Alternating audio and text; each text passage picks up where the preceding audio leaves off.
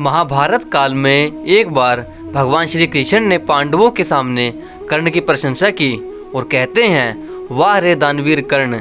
धर्मराज युधिष्ठिर ने भगवान से पूछा कि हे भगवान, आप मेरे लिए तो कभी ये नहीं कहते कि धर्मराज युधिष्ठिर वाह, आखिर कर्ण के लिए आपने ऐसा क्यों कहा।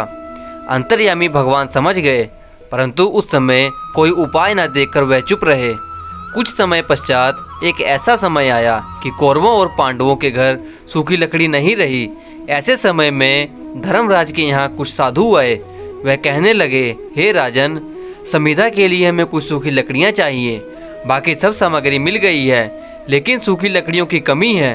धर्मराज ने एक सेवक को कौरवों के यहाँ लकड़ी लेने के लिए भेजा, पर वहाँ भी सूखी लकड़ी नहीं मिली। कर्ण के यहाँ भी लकड़ी भीगी थी, परंतु वहाँ तो नहीं का नाम था ही नहीं। जब यह बात कर्ण को पता चली तो उसने अपने बड़े सुंदर महल को गिरवा दिया और छत में से चंदन की सूखी लकड़ी को निकलवा के साधु को दे दिया। धर्मराज ने जब छत से निकली हुई चंदन की लकड़ी देखी तो वह चकित रह गए। तब भगवान श्री कृष्ण ने उन्हें कहा, धिक्कार है तुम्हारे धर्मराज होने पर। एक अलमारी या संदूक ही तोड़ देते, आज नहीं तो कल वो बनवा सकते थे। साधु तो द्वार से खाली हाथ ना जाता।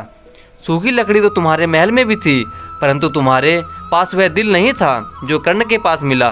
साधु द्वार से खाली हाथ ना जाए, ऐसी भावना तो किसी किसी में ही होती है।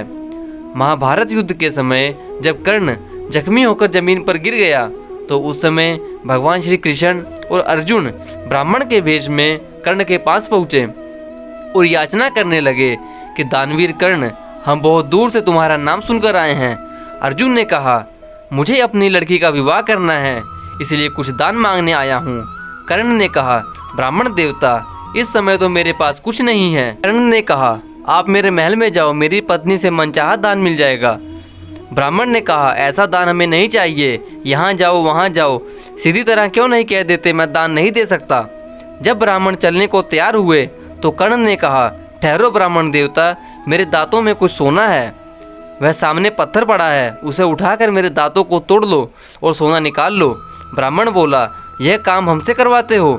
कर्ण ने कहा, अच्छा तो यह पत्थर आप मुझे दे दो, मैं ही अपने दांतों को तोड़कर उसमें से सोना निकाल कर आपको दे दूंगा, इससे आपकी पुत्री का विवाह हो जाएगा। ब्राह्मण ने कहा, तुम स्वयं ही यह काम करो, हमें ऐसा काम नहीं करना। जख्मों से घायल कर्ण स्वयं ही घिसड़ घिसड़ कर पत्थर के पास पहुंचा और अपने दांत को तोड़कर देने लगा। ब्राह्मण देवता ने कहा, यह खून से सना हुआ सोना मैं नहीं ले सकता। कर्ण ने सोचा, अब मैं क्या करूं? कर्ण के हाथ कटे हुए थे। उसने मुंह और पांव की सहायता से पृथ्वी में बाण मारा और बाण मारते ही वहां से जल की बारिश होने लगी। जल से सोना धोकर जैसे ही कर्ण ने हाथ बढ़ाया, तैसे ही चतुर्भुज रूप में भगवान वहां प्रकट हो गए। बोले, हे कर्ण, वरदान मांगो। कर्ण ने कहा, प्रभु, अब मेरा अंत समय आ गया है, अब मैं क्या वरदान मांगूं?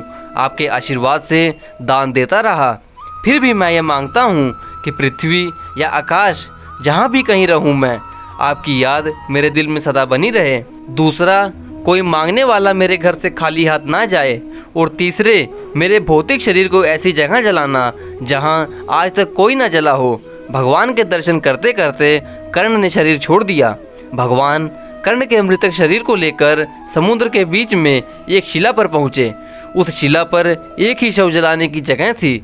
जब भगवान कर्ण के पार्थिव शरीर को जलाने के लिए तैयार हुए, तब शिला में से एक आवाज़ आई कि हे भगवान, कर्ण ने तो ऐसी जगह जलाने को कहा था जहाँ पहले कोई जला ना हो, परंतु यही कर्ण इस शिला पर 28 बार जलाया जा चुका है। तब भगवान ने अपनी हथेली पर कर्ण के पार्थिव शरीर को रखकर दाह संस्कार किया।